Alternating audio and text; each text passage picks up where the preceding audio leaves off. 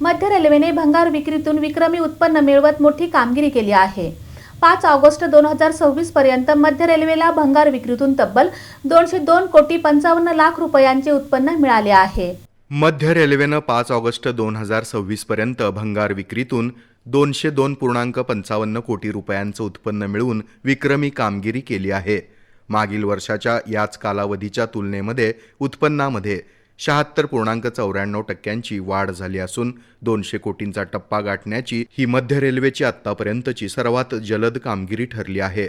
या विक्रीमध्ये 17,755 metric ton railway रूळ भंगार, 1,21,381 स्लीपर्स, 11,658 मेट्रिक टन लोहयुक्त भंगार, 1,370 मेट्रिक टन अलोहयुक्त भंगार तसंच 11 लोकोमोटिव्ह, 33 डबे आणि 33 वॅगन्सचा समावेश आहे.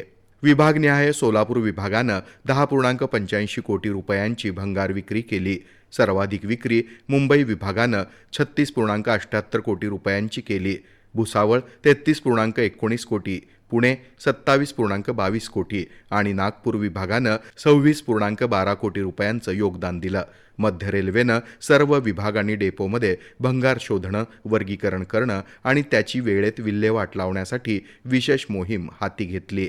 झिरो स्क्रॅप स्टेटस साध्य करण्यासोबतच महसूल वाढ, कार्यक्षमता आणि पर्यावरणीय शाश्वततेला चालना देण्याचा रेल्वेचा उद्देश आहे.